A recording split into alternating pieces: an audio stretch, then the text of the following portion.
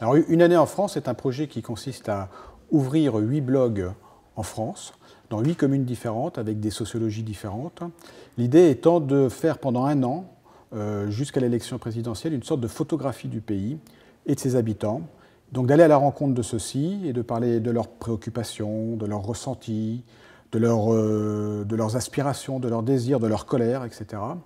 Et de faire globalement des portraits, généralement des portraits, des histoires, raconter des histoires, etc., qui puissent cependant intéresser au-delà du microcosme local et qui puissent intéresser en fait le plus grand nombre de lecteurs du monde.fr pour lesquels ces blogs ont été destinés. J'ai choisi Saint-Pierre-des-Corps parce que j'habite moi-même en Touraine, j'habite depuis une douzaine d'années à Montlouis-sur-Loire, et je fais partie des gens qui prennent le TGV pour aller travailler à Paris. Et Saint-Pierre-des-Corps, si vous voulez, c'est un endroit où je me suis rendu des centaines, voire des milliers de fois pour prendre le train, et je ne suis pas resté, je ne suis resté que dans la gare.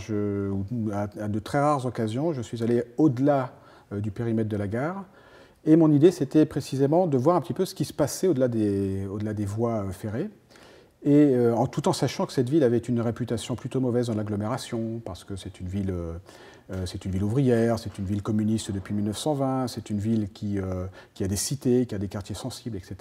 On découvre une très grande dignité au sein de cette population, précisément parce qu'elle sait qu'elle est l'objet de préjugés au sein de l'agglo Tourangelle, par exemple.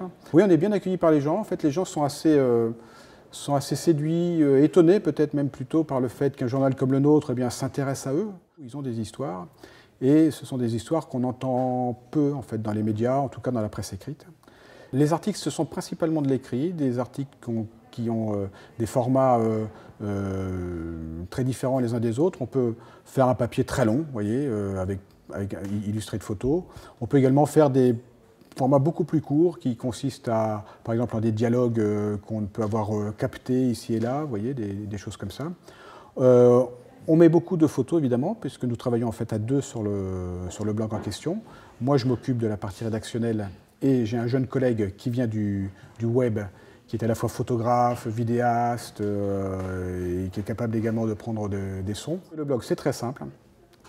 Il suffit de faire saintpierredescorps.blog.lemonde.fr. Sinon, vous allez dans Google, comme tout le monde, vous faites Saint-Pierre-des-Corps, blog Le Monde, et vous y tombez.